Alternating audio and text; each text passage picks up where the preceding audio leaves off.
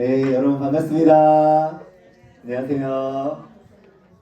지난주에 왔던 각설이가 아니라 천영진 목사가 죽지도 않고 또 돌아왔습니다. 우리 이제 정태권 목사님께서 일단 또 설교가 바로 또 있으시기 때문에 제가 또 함께 이번 주까지 이렇게 대신 대타로 이렇게 나오고 다음 주부터 또 우리 정태권 목사님께서 또 은혜로 또 강의로 함께 해주실 겁니다. 우리 함께 찬송가 함께 부르겠습니다. 302장 함께 찬양하겠습니다. 찬송가 302장 우리 박수 치면서 함께 찬양하겠습니다. 내 주 하나님 넓고 큰 은혜는 저 큰 바다보다 깊다. 너도 다주를 그 깊은 데로 저 한가운데 가보라. 언덕을 떠나서 창파에 내띄워 내 주 예수 은혜의 바다로 내 맘껏 전하라. 왜 너 인생은 언제나 거기서 저 큰 바다 물결 보고 금이 모르는 깊은 바다 속을 한 번 헤아려 안 보나. 언덕을 떠나서 창파에 내띄워 내 주 예수 은혜의 바다로 내 맘껏 전하라. 많은 사람이 얕은 물가에서 저 큰 바다 가려다가 찰싹거리는 작은 파도 보고 마음 약하여 못 가네. 언덕을 떠나서 창파에 내띄워 내 주 예수 은혜의 바다로 내 맘껏 전하라. 자고 타거라 이제 곧 가거라 저 큰 은혜 바다 향해. 자고 내 노를 저 깊은 데로 자라망망한 바다로 언덕을 떠나서 창파에 내띄워 내 주 예수 은혜의 바다로 내 맘껏 전하라. 할렐루야. 아멘. 이렇게 기도하겠습니다. 사랑하는 주님 감사드립니다. 이 시간 또 주님 앞에 또 목자로서 그 사명을 잘 감당하고자 주님 앞에 모였습니다. 이 자리에 함께 하신 목자님들 주님께서 성령 충만하게 붙들어 주셔서 오늘도 함께 듣는 말씀 가운데 마음에 큰 감동과 또 결단 있게 하시며 저희들 또한 주님의 목장을 돌보고 섬기는 일에 또 충성을 다하는, 그래서 주님께 칭찬받고 인정받는 주님의 신실한 일꾼 되도록 주님께서 일으켜 주시옵소서. 이 시간 또 듣는 말씀 주님 잘 깨닫게 하여 주시오며 주님 전한 자에게도 힘을 주셔서 주님 능력과 은혜 더하여 주시옵소서. 거룩하신 예수님 이름으로 기도드립니다. 아멘. 네, 오늘은 이제 진정한 기쁨이 넘치도록 섬기는 소그룹 리더라는 제목으로 함께 말씀을 나누려고 합니다. 여러분 교환 다 받으셨나요? 네, 진정한 기쁨이 넘친다. 기쁨. 여러분 기쁨이란 건 무엇일까요? 원래 많은 사람들이 재미와 기쁨을 잘 구별하지 못하고 혼동하는 경우를 보게 됩니다. 우울한 상황에서 사람들은 기쁨을 찾죠. 근데 기쁨을 찾는다라고 하면서 뭔가 재미있는 것들을 사실은 찾아다니죠.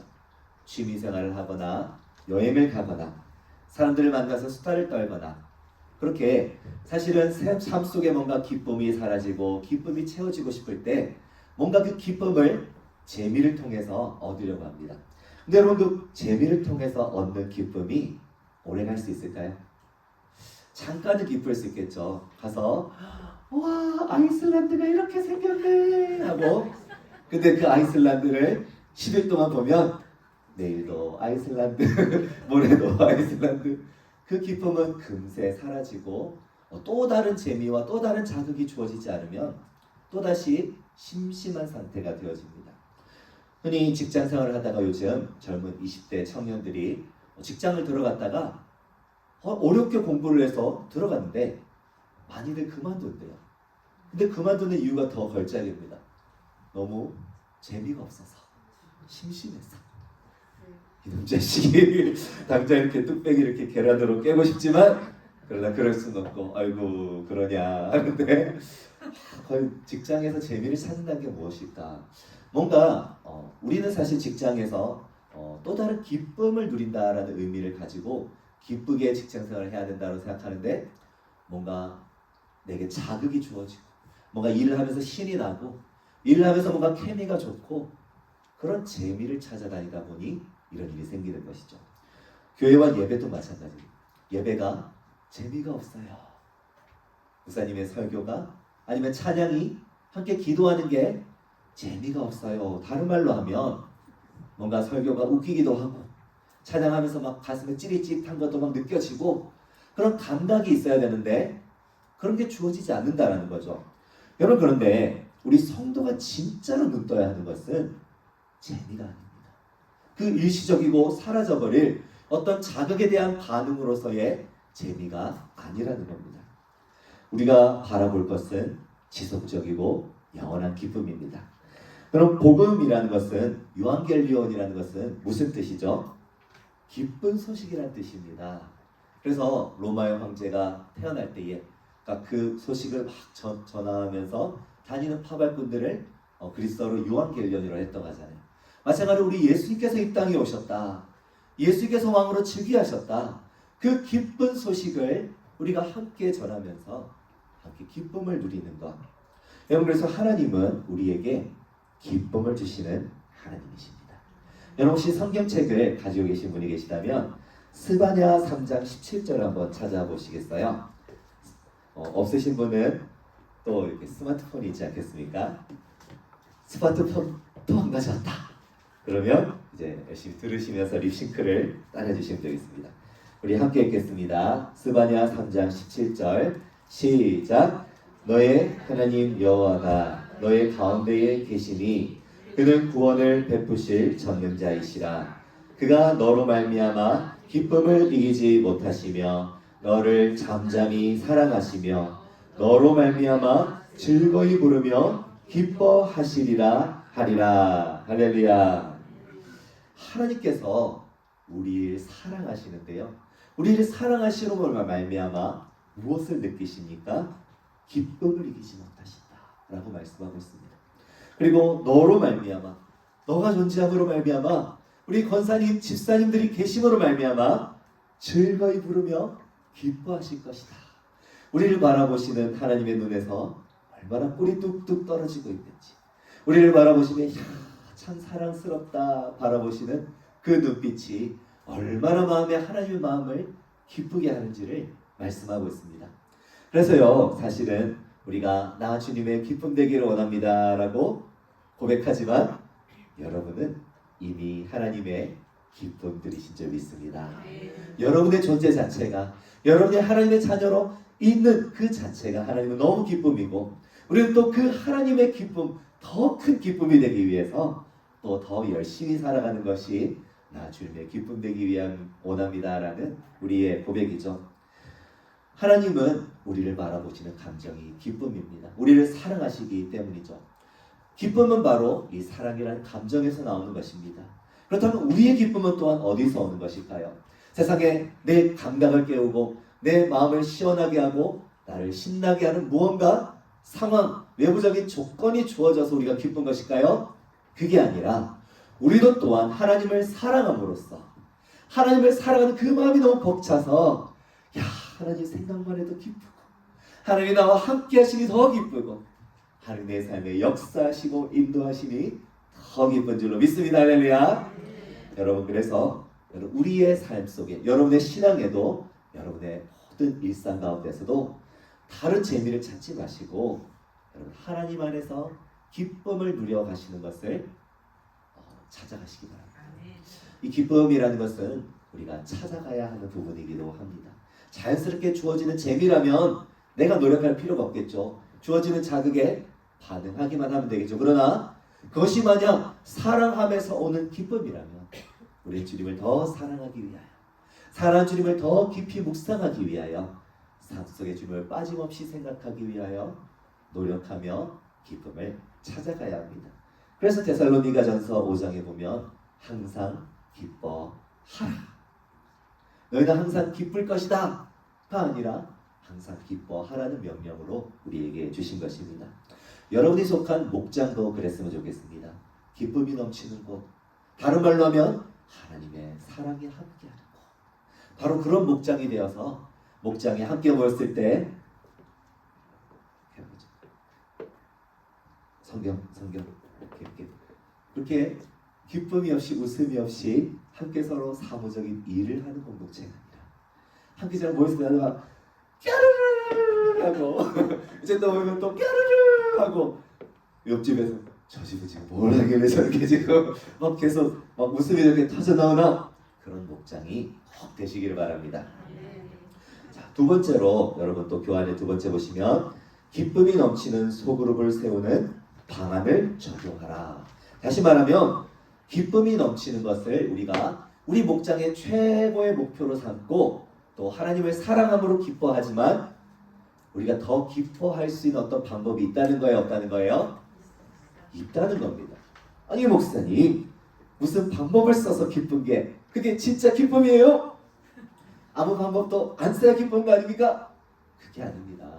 여러분 사랑에도 방법과 기술이 필요합니다.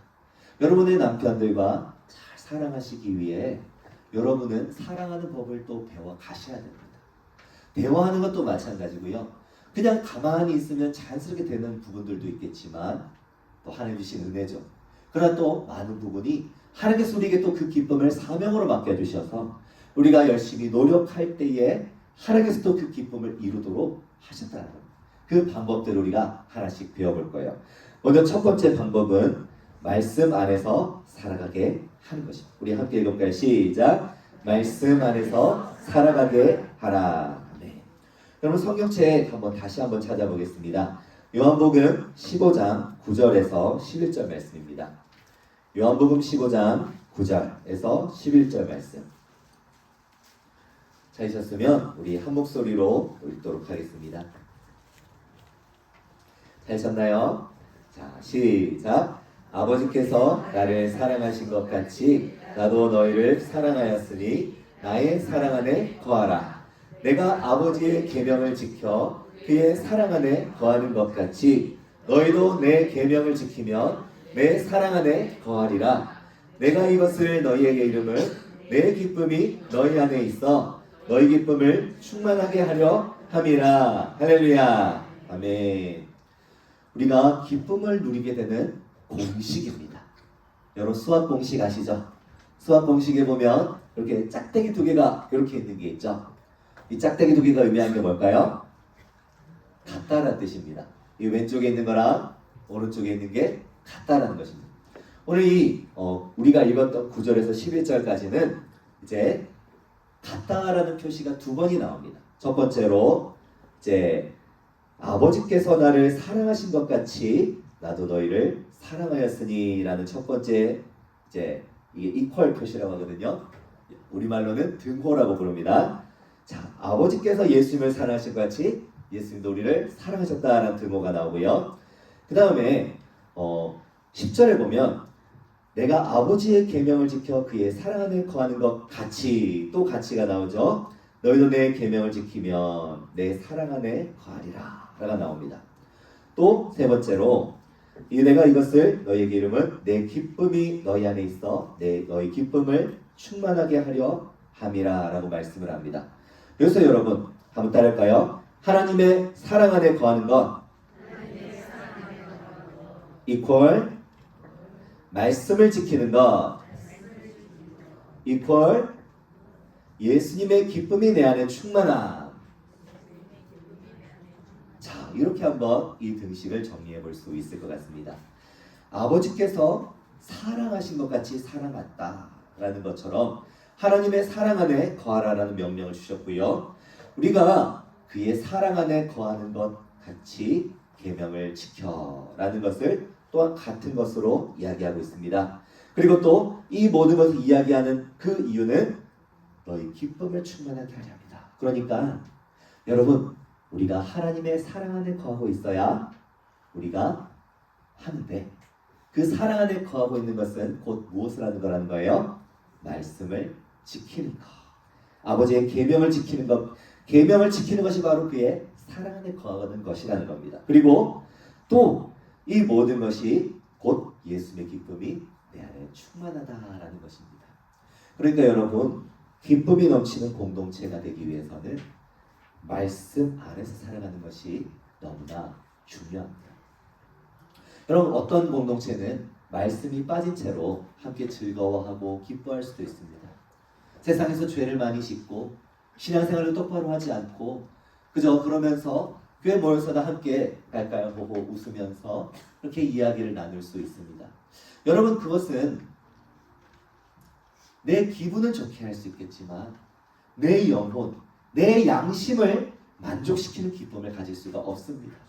여러분, 진정한 기쁨은 우리가 말씀을 향한 노력과 갈망함을 가지고 살아가면서 이번 한 주 정말 힘들었지만 나의 일터에서, 나의 가정에서, 나의 삶 속에서 주님 붙잡고 이렇게 살았습니다. 주님이 내 삶에 이렇게 임하셨습니다. 주님이 내가 힘들 때 나를 이렇게 찾아와 주셨습니다. 그것을 서로 나누면서 그 기쁨이 넘치는 것입니다. 우리가 때로 부족했지만 삶 속에 주의 말씀을 붙들고 살려는 그 분투가 있었고 싸움이 있었을 때 그 자부심이, 그 자랑이 또 그 자리에서 내게 기쁨을 넘치게 하는 것입니다.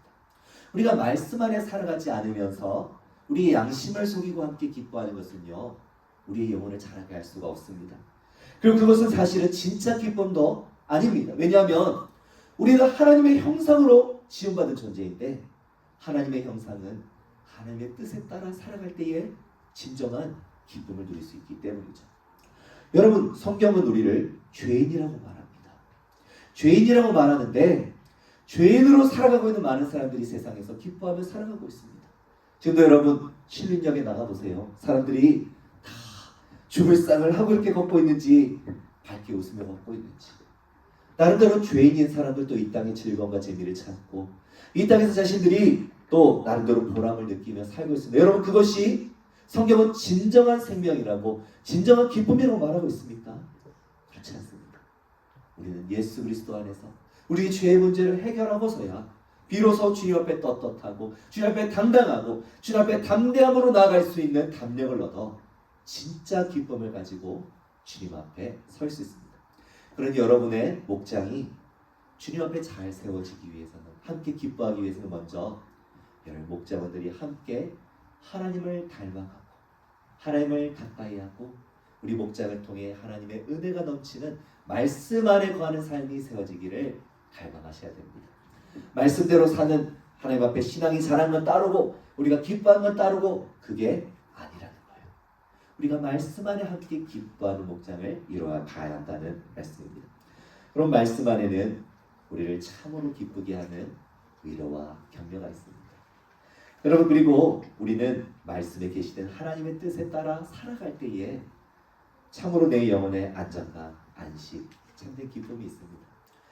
여러분도 그렇잖아요. 살면서 때로 하나님 앞에서 부끄러운 모습으로 살아가고 있을 때 여러분 그때 막 세상에서는 깔깔 웃으면서 사는 것처럼 보이지만 진짜 마음이 평안하시던가요? 마음 한구석에서는 뭔가 이대로 안 되는데 이대로 괜찮을까라는 마음이 있지 않을까요? 반면에 우리가 하나님 앞에 정말 열심히 살아가고 있을 때 그럼 그 자부심이, 그 보람이, 그 유익이, 그 감격이 주는 기쁨 얼마나 큰지 여러분도 잘 아시지 않습니까? 여러분뿐만 아니라 우리 모든 목장원들이 함께 말씀 안에 거함으로 주 앞에 기뻐할 수 있는 우리 목장이 될 수 있기를 간절히 축원드립니다. 자, 두 번째로 웃음을 위해 헌신하라. 우리 함께 읽겠습니다. 시작. 웃음을 위해 헌신하라. 자, 웃음을 위한 헌신이 필요하다는 것입니다. 사람들은요 평균적으로 하루에 몇 번 정도 웃을까요? 2번? 정말 웃을 일이 없으시네요. 오늘 벌써 할당량을 다 채우셨네요. 자, 평균적으로 그러니까 그게 정확한 통계라고는 할 수 없겠죠. 그런데 어떤 연구조사 결과를 보니까 18번 정도 평균적으로 웃는다고 합니다. 물론 기준이 1시간 동안 웃으면 1번이냐 10번이냐 기준이 다 다르니까요. 그냥 편안하게 들으시면 되겠습니다.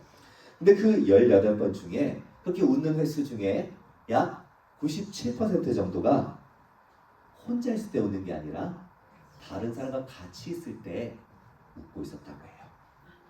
그럼 오늘날은 사실 그렇지 않은 경우들이 늘어나고 있죠. 혼자서 이 스마트폰을 보면서 쇼츠나 릴스, 그리고 젊은 사람들 막 영상 같은 걸 보면서 혼자 막 낄낄대고 웃잖아요. 그럼 옆에 엄마는 아이고 인간아 너가 정신이 났구나 이러고 또는 이렇게 뭐 젊은 아들이 이렇게 막 게임하면서 막 웃고. 여러분 근데요 참 신기한 것은 혼자서 그렇게 또 웃는 시간이 늘어난 것 같은데 그렇지가 않더라는 거예요. 이 릴스나 쇼츠를 보면서 그 모습을 한번 관찰해 봤는데 이렇게 릴스나 쇼츠를 보는 처음에는 진짜 재밌는 게 있어가지고 막 이렇게 되면 웃더라는 거예요. 그런데 웃으니까 행복하잖아요. 기분이 좋잖아요. 그러니까 이놈 자식이 공부를 안 하고 다음 쇼츠를 또 넘기는 거예요. 넘겨서 보고 넘겨서 보고 넘겨서 볼수록 얼굴에 웃음이 점점 사라지더라고요. 나중에 기계적으로 이걸 막 그냥 재밌는 영상 막 찾아가지고 보고 있는데 얼굴은 무표정 그 자체. 게임하는 친구들도 마찬가지라고 합니다. 게임할 때 처음에는 막 아싸 이러면서 막 즐겁게 게임을 하잖아요. 그런데 시간이 지날수록 욕이 늘어나고 막 엄마의 안부를 막 묻기 시작하고 막 게임에 스트레스를 막 찾고 스트레스 막 받고 그렇게 점점 애 얼굴이 뭔가 재밌니? 예 재밌어요 하는데 표정은 완전 썩어 있더라는 거예요. 근데 똑같이 게임을 하는데 친구랑 같이 오락실에서 철거를 하는 친구들은 그렇지 않다는 겁니다. 야 하면서 여러분 이게 게임이건 영상이든 오늘날 우리는 마치 개인주의적인 시대니까 혼자 있으면 더 행복하지 않을까라고 혼자 있으면 더 편안하잖아 라고 생각을 하는데 사실 우리는 하나도 바뀌지 않았다는 거예요. 우리는 사회적인 존재이고 다른 사람과 함께 있을 때 웃게 되는 존재라는 겁니다. 그래서 여러분 이렇게 주변을 보나 웃는 사람들을 잘 보십시오.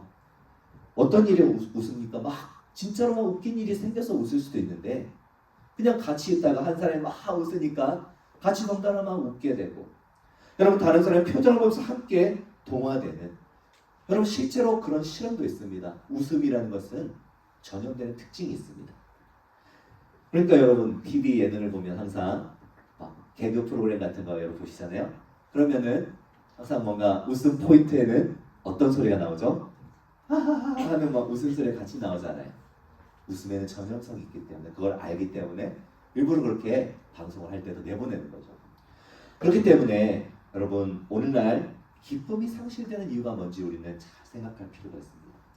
옛날보다 옷도 좋은 걸 입고 아니 뭐 스마트폰 이런 거 옛날에 있지도 않았던 거 잘 누리잖아요. 우리의 삶이 얼마나 쾌적하고 편리해졌습니까? 옛날에 신림동 사실 때 여러분 버스 타고 왕석기 오는 길에 얼마나 험난하셨습니까? 오늘날은 얼마나 또 길이 잘 돼 있고 도로가 잘 돼 있고 편리합니까? 문화는 발달하고 예술은 발달하고 그런데 사람들의 얼굴에는 웃을 일이 사라집니다. 초등학교 2학년짜리 아이도 힘들어 죽겠다 이런 시대를 살아가고 있습니다. 왜 그럴까요? 저는 어쩌면 웃을 일이 사라졌기 때문에 세상살이가 팍팍해졌기 때문에 안 좋은 일이 늘어났기 때문에 아니요. 그게 아니라 서로 만날 일이 줄어들었기 때문에 라고 생각합니다. 개인주의적으로 나 혼자 있는 시간이 많아지고 함께 있어도 사실은 이 웃음이라는 게 그렇잖아요. 저랑 여러분 처음 만나가지고 이렇게 둘이 딱 있으면 여러분 웃으시겠습니까? 저 시커먼 사람들 그치? 아랍에서 오셨나? 이러면서 저 사람 집에는 막 이렇게 마당에 소유하다고 그러나? 이러면서 막 어색하실 거 아니에요. 그런데 저랑 시간을 많이 보내다 보면 어떻게 되겠습니까? 함께 웃을 수 있는 사이가 되겠죠. 웃음도 함께하는 시간이 많으면 많을수록 웃을 일도 많아지는 건데 오랜만에 만나니까 어때요? 어색한 거죠. 서로 간에 또 만남 자체가 스트레스고 피곤하고 자주 만나면 사실 그렇지 않을 텐데 개인주의적으로 살다가 가끔씩 만나다 보니 만남 자체가 스트레스가 되기도 하고 만나지를 않으니 웃을 일도 점점 줄어드는 것입니다. 여러분 그래서요 함께 모임에서 웃는 것이 정말 중요합니다. 그리고 또한 웃음에는 전염성이 있다는 것을 여러분 생각하신다면 웃음을 위한 헌신이 필요하다. 누군가가 먼저 그 웃음을 시작하게 하는 시작이 있어야 된다는 것이죠. 여러분의 일상에서도 그랬으면 좋겠습니다. 여러분이 식당에서 밥을 먹고 이렇게 계산하려고 하는데 식당 이제 계산하시는 종업원이 얼굴이 투명스러워요. 그럼 여러분 마음도 어떻습니까?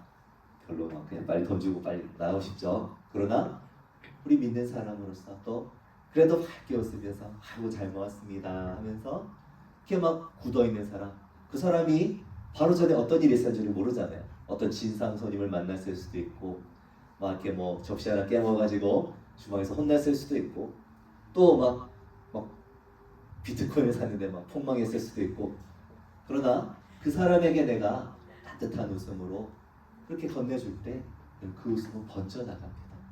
내가 만나는 버스 택시 기사 아저씨에게도 또 내가 만나는 그 가게의 점원에게도 그냥 길 가다가 한번 어깨를 툭 부딪혀서 바라보게 되는 그 사람에게도 언제나 우리가 웃음을 함께 헌신하며 웃음을 함께 섬기는 우리가 되기를 원합니다. 우리 목장에서도 여러분 누가 헌신하겠습니까? 누가 이 웃음을 헌신하겠습니까? 목자인 내가 헌신하지 않으면 누가 헌신하겠습니까? 그래서 저도 웃음을 헌신하는 마음으로 이렇게 열심히 웃고 있습니다. 목사님은 행복하신가 보다. 제가 뭐가 행복하겠습니까? 우리 예수님 때문에 행복하죠. 그러나 저는 또 이 자리에서 여러분들과 함께 예수님 안에 누리는 그 기쁨을 함께 나누고 싶어서 이렇게 제가 되게 잘 웃을 것 같은데 저는 사실 그런 성격이 아닙니다. 저는 되게 진지한 사람입니다. 믿어주세요 여러분. 저 법대 출신입니다. 진지한 사람인데 이렇게 항상 그 웃음을 나눠줘야겠다 생각하며 이렇게 웃고 있는 거예요. 여러분 아이고 목사님 잘 웃으시네. 이 자리에서만 웃으시는 게 아니라 웃을 일이 없는 자리, 함께 웃지 않는 그 자리에서도 함께 웃으시며 그 웃음을 먼저 헌신하시는 여러분들 되시기를 축복합니다. 자, 세 번째지만 이제 첫째라고 나오죠. 첫째, 지속적으로 교류하되 속도를 늦추라. 한번 같이 해보자. 시작. 지속적으로 교류하되 속도를 늦추라. 자, 이 부분은 어떤 것을 이야기하냐면 우리가 이제 소급을 진행할 때에 너무 여유가 없이 쫓기듯이 뭔가를 일을 하듯이 진행을 하게 되면 점점 웃음이 사라지게 된다는 거예요.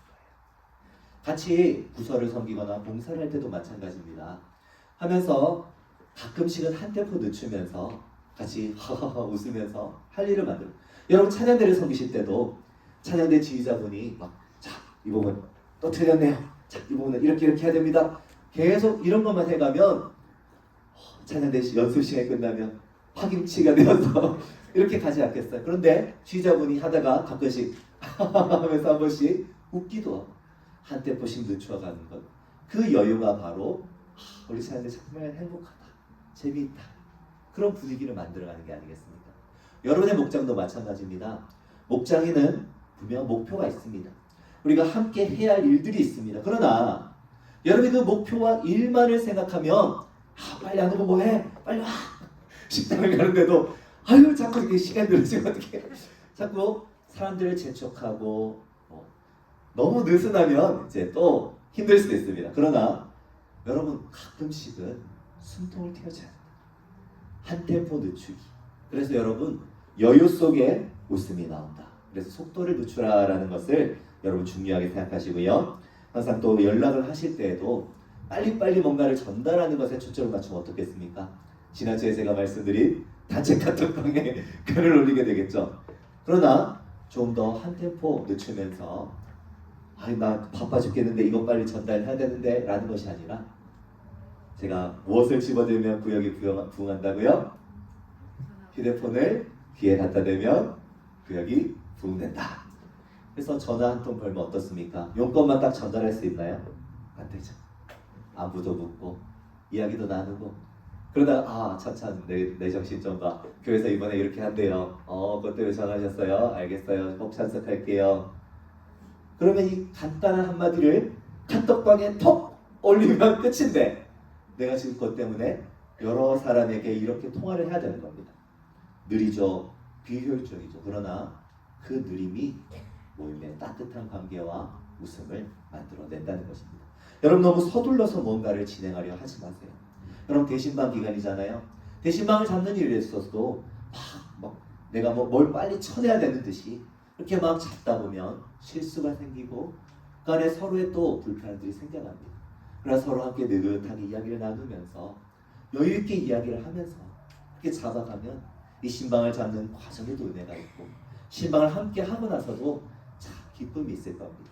여러분 조금 느리게 가는 것, 그것이 바로 웃음의 중요한 비결임을 기억하시기를 바랍니다.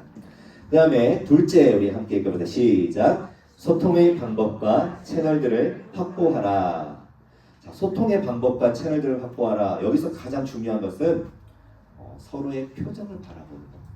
이 소통이라는 것은 단순히 음성만으로만 서로 소통하는 것은 부족합니다. 항상 얼굴을 함께 보면서 대면하는 것. 여러분도 그렇잖아요. 제가 만약에 여러분에게 전화를 걸어서 뭐 이런 것들 좀 부탁하고 싶은 게 있다고 생각해 보세요. 급할 때도 주로 전화를 많이 쓰겠지만 그냥 얼굴 안 보고 전화할 때는 사무적인 관계가 될 수밖에 없습니다. 그런데 얼굴을 보고 이야기하면요, 목사님 꼭 제가 해야 돼요. 다른 사람 좀 시키세요. 이렇게 얘기도 한번 건네보고 우리 집사님밖에 없으니까 내가 이렇게 하는 거 아닙니까 하면서 여러분 서로 간에 얼굴을 바라보면서 느끼게 되는 케미가 다릅니다. 똑같은 어떤 계획서를 전달함에 있어서도 카톡으로 한번 그냥 쭉 전달해서 다 읽어보도록 하는 거랑 교육자 회의를 열어가지고 그렇게 서로 얼굴을 보면서 이런저런 이야기들 서로 가면서 농담도 던지면서 그러면서 서로를 또 유쾌하게 웃으면서 함께 일하는 게 다릅니다. 여러분 그러니까 항상 소그룹 모임은 얼굴을 함께 볼 수 있는 것이 가장 중요하다. 그래서 함께 강의식으로 이렇게 모여서 앉기보다 함께 둘러서 앉도록 해주시고 혹시나 이제 코로나 시기나 이럴 때는 우리가 함께 모일 수가 없었잖아요. 그럴 때에도 영상통화라든지 줌이라든지 그런 것들을 활용하셔서 또 함께 얼굴을 보면서 이야기하시면 참 좋고요.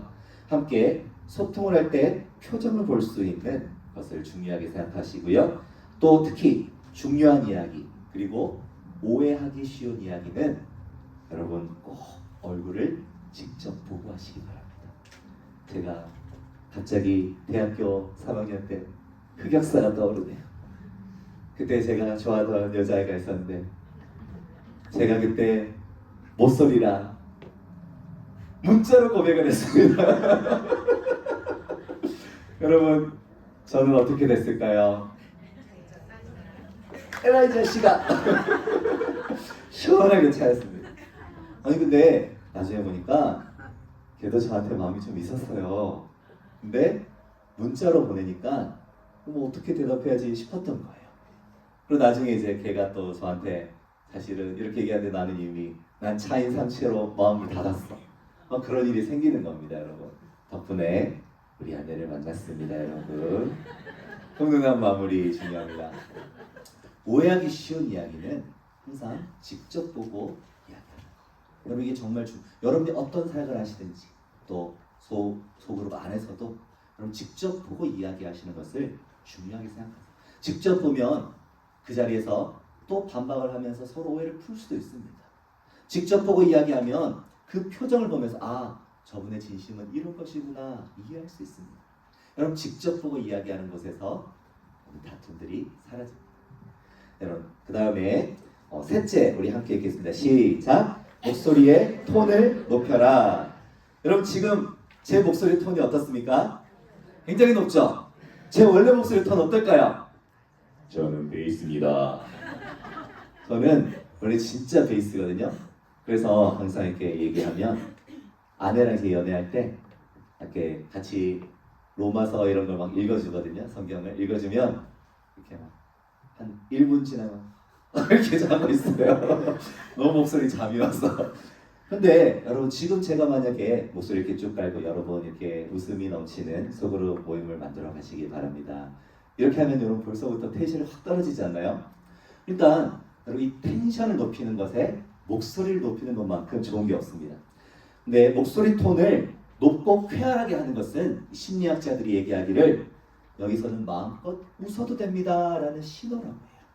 근데 여러분들이 모임에 가서 자 우리 성경책 한번 펴보실까요? 이렇게 얘기하는 건 조금 진지하게 우리 얘기해 봅시다 라는 신호를 지금 내가 주고 있는 거란 거예요. 반면에 우리 지난 주일에 목사님 뭐라고 말씀하시려고 기억나세요? 이러면 뭔가 말씀을 이야기하고 있지만 지금은 진지할 필요가 없고 함께 즐겁게 이야기하면 되는 시간이구나라는 신호를 내가 직접 이야기하지 않아도 이 높은 톤을 통해서도 신호를 주고 있는 거라는 거예요. 그러니까 여러분 말씀하실 때 항상 높은 톤으로 이렇게 얘기하면 너무 피곤합니다. 저도 지금 목소리가 막 갈라지는 게 보이시잖아요. 그러나 여러분 중요하게 지금 텐션을 끌어올리고 싶을 때 함께 또 웃는 분위기를 만들고 싶을 때는 목소리 톤을 높여라. 여러분 꼭 기억하시기 바랍니다. 그리고 우리가 이 목소리의 톤을 높이는데도 연습이 필요합니다. 어떤 연습이 필요하면요. 사실 이 목소리를 높인다라는 것은 약간 흥분한 모습을 표현하는 거잖아요. 제가 막 이렇게 막 뭔가 여러분들과 함께 뭔가를 전하고 싶어서 안달나게 느껴지시나요? 그런 흥분을 표현하는 거예요. 그런데 또 흥분할 때가 있죠. 화날 때. 목소리 톤을 높여라면 자 집사님 빨리 오세요. 지금 나한테 화내는 건가? 지금 나한테 뭔가 지금 성질 내는 건가? 여러분 그러면 안 되겠죠. 이 흥분한 톤에 있어서도 밝고 긍정적인 에너지가 뿜어져 나오는 톤이 있고 그 안에서도 뭔가 좀 공격적이게 느껴지는 톤이 있습니다. 그것을 목소리 톤만 높여서 목사님이 목소리 톤만 높이면 된다 그랬어! 이러면서 이제 이렇게 막 얘기하면서 그렇게 돼서는 안 되겠죠. 그러니까 여러분이 목소리 톤을 높이는 것도 연습이 필요하다. 다시 말하면 화났을 때만 흥분하지 마시고 여러분 실이 나서 흥분하는 걸 연습하시라는 겁니다. 그런 톤을 연습하시면 여러분 참 밝은 사람, 저 사람 만나면 뭔가 실이 나. 그런 여러분의 모습이 되고 그런 모습이 여러분이 영업을 하시면 매출의 증가로 이어집니다. 여러분이 장사를 하시면 수입의 증가로 이어집니다. 여러분 그렇게 정말 중요해요. 사람 사는 거. 여러분 목소리 톤을 함께 높이면서 여러분의 그 흥분감을 긍정적이고 쾌활한 그 흥분감을 마음껏 표현하시기를 바랍니다. 네 번째로 자 함께 읽겠습니다. 시작. 웃는 모범을 보여라. 자, 팀원들을 웃게 하는 가장 강력한 방법은 누가 웃어야 돼요? 내가 다시 앞에서 말씀드린 웃음에 헌신하라 라는 말이 바로 이것입니다. 내가 먼저 웃는 모범을 보일 때에 진정한 웃음이 시작됩니다. 사람들은요 진짜 웃음과 가짜 웃음을요 기가 막히게 구별합니다. 그래서 우리는 웃는 연습을 한다고 했을 때 표정의 근육을 연습하는 게 아니에요. 내 마음속에 감정의 마인드 컨트롤 연습하는 겁니다. 여러분 한번 눈을 감고 한번 상상해 보세요. 이 시간 눈을 한번 감아보세요. 자, 지금 예수님이 여러분에게 찾아오셨습니다. 그 예수님이 여러분을 사랑스러운 눈빛으로 바라보십니다. 그 예수님이 여러분을 마음을 부드럽게 만져주고 계세요. 예수님이 한 번씩 만질 때마다 여러분 마음속에 감했던 것들이 조금씩 사라지고 있어요. 자, 눈을 한번 떠볼까요? 여러분 천사 같으십니다. 여러분 참 즐거운 상상을 하면서 그러니까 내 근육을 연습해서 만들어내는 웃음이 아니라 내 마음의 기쁨을 연습하시라는 겁니다. 그렇게 해서 또 드라마나 예능 같은 곳에서 여러분 한번 기분 좋게 그런 예쁘게 웃는 사람들 있잖아요. 그런 사람들의 모습을 보면 참 잘 웃는다. 저 사람 한번 따라서 연습해 봐야겠다. 그래서 그분을 그렇게 모습을 잘 관찰하신 후에 거울을 보면서도 그 표정을 한번 연습해 보세요. 그러면 여러분의 웃음이 매력적이고 아름다운 웃음으로 여러분께 세워져 갈 줄로 믿습니다. 여러분 그 다음에 기쁨을 유지하기 위해 합의된 규칙을 세워라. 이 규칙은 이제 우리가 기쁨을 유지하기 위해서 합의하는 규칙인데요. 소그룹 전체가 함께 세우는 것이 중요합니다. 그리고 서로를 세워주고 보호하는 규칙이어야 한다. 그러니까 리더가 혼자서 규칙을 세우지 말고 소그룹 전체가 함께 만들어야 함께 지킬 수 있다는 말이고요. 그 다음에 또 규제를 위한 규칙이 아니라 우리가 함께 즐겁기 위한 규칙임을 잊어버려서는 안 된다는 것입니다. 마찬가지로 셋째로 세운 규칙을 강요하지 말고 효과적으로 강조해라. 우리가 이렇게 규칙을 세웠잖아요. 기쁘기 위해서 규칙을 세웠는데 이렇게 얘기하는 순간 기쁨이 사라집니다. 그러니까 그럼 우리가 또 웃을 수가 없잖아요. 마음껏 웃을 수 있도록 이렇게 좀 하시면 좋겠습니다. 이렇게 강조해 달라는 거예요. 마지막으로 이 규칙은 가능하면 최소한의 단순한 규칙을 세우라. 규칙이 너무 복잡하면 규칙 공부하다가 표정이 심각해집니다. 그러면 안 되겠죠. 우리가 규칙을 단순하게 만들어서 함께 또 웃으면서 함께 즐겁게 할 수 있는 간단한 규칙들을 한번 세웠어요. 그래서 예를 들면 이런 거예요. 우리가 함께 모임 시작하기 전에 30초 동안 박장대소를 한번 해봅시다. 이런 간단한 규칙이 될 수 있겠죠. 아니면 우리가 조금 심각한 이야기가 우리가 나올 때가 있잖아요. 이야기하다. 물론 이제 사람은 항상 낄낄빠빠가 중요합니다. 이제 너무 막 가족이 잃은 슬픔 이런 건데 막 같이 웃자 그러면 그건 예의가 아니겠죠. 그러나 그런 이야기가 아닐 때에 또 좀 심각한 이야기가 나왔을 때 그때는 우리가 뭐 예를 들어서 예수님 찬양 한번 같이 부르고 다시 대화를 시작합시다. 이런 규칙들 그런 것들을 말하는 거예요. 여러분 그런 규칙들을 통해서 함께 모임 중에 조금 심각해지고 처음에 어색할 때 그럴 때 여러 모임의 그 아이스를 깰 수 있는 그런 여러 가지 방법들을 통하여서 이런 모임 목장이 정말 기쁨이 넘치고 웃음이 넘치는 행복한 목장이 될 수 있기를 간절히 소망합니다. 시간 기도하고 마치겠습니다. 하나님 아버지 감사를 드립니다. 오늘 또 우리 목자님들 또 들은 말씀 가운데 또 기억하며 또 각자의 목장에서 진정한 기쁨이 넘치는 소그룹이 되기 위하여 또 헌신하실 터인데 하나님께서 함께해 주시옵소서. 우리 목자님들의 마음속에 먼저 기쁨이 넘쳐야 우리가 함께 오실 수 있습니다. 예수께서 찾아가 주시고 그 마음에 함께해 주시고 우리 마음에 주님의 기쁨으로 충만하게 하여 주시옵소서. 그래서 우리가 함께 이끌어가는 그 목장도 함께 웃고 함께 기뻐하며 함께 즐거워하는 우리의 공동체가 될 수 있도록 주님 은혜 베풀어 주시옵소서. 오늘도 또 돌아가는 발걸음 또 함께 예배하는 모든 손길 가운데 주님께서 은혜 베풀어 주시며 우리 마음의 기쁨에 충만하게 지켜주시고 한 주간의 삶 가운데도 주님께서 동행하시고 은혜 주시고 복 주시고 모든 필요를 채워 주시옵소서. 거룩하신 예수님 이름으로 기도드리옵나이다. 아멘. 여러분 수고 많으셨습니다. 이제 여러분 교구별로 함께 모이셔서